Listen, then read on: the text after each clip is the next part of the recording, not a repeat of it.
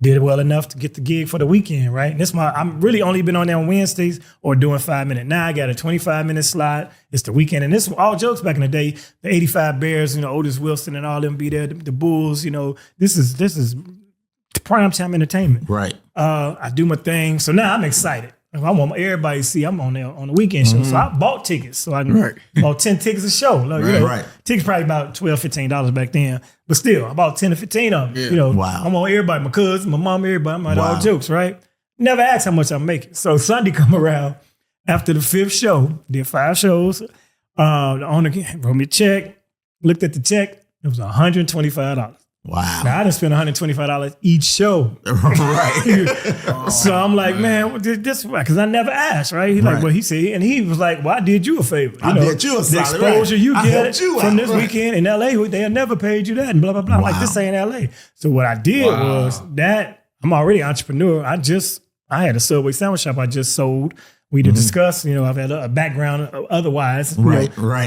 So I have business skills. I'm not about to be a worker. I'm a boss, So I said, man, that's some bull. Let me go find me another place to do comedy where I am the promoter and I book the show and I get what he got out of it.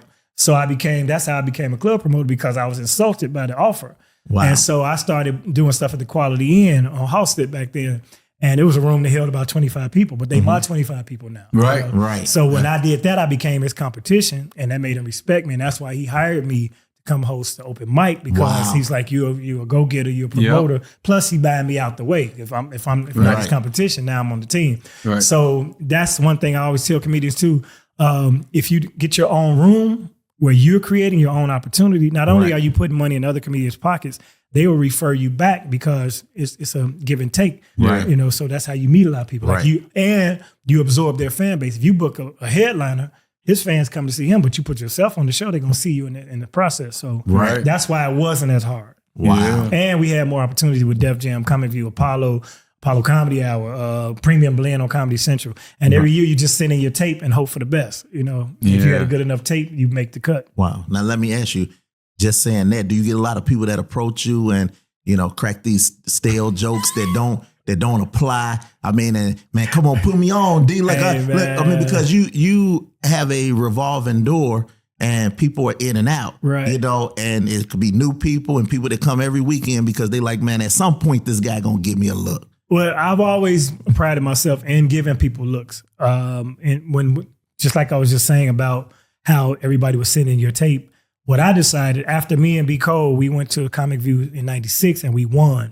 So they narrowed it down to 5 comedians. Those 5 comedians would get their own hour special, and then they would pick the so-called best one and let that person be the host the next year.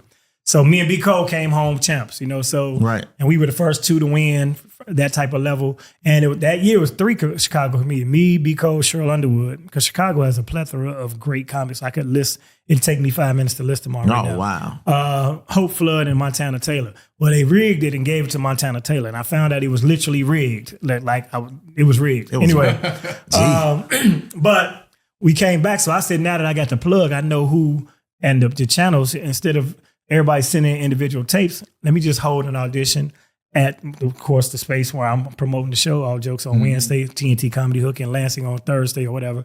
And not only am I giving them an opportunity, I'm selling tickets. It's the BET Comic View auditions. Right. It don't matter who they're, they coming. Right. So you got, you market everything you can. Right. So I sold out shows, and we recorded everybody. We sent in one singular tape. And then they went across that tape and picked multiple people from that tape, whereas they might not even gotten to those people's tapes. And on those tapes were Leon Rogers, Marlon Mitchell, D. Ray Davis, Laurel, who else? J. Deep, B. Cole. Well, he didn't have to do it, but just a song. It was a bunch of comedians from Chicago. Right. One year, it was 26 of us went together. Wow. Yep. Matter of fact, the guy who did our flyers actually got selected too. His name was Flyer Dre.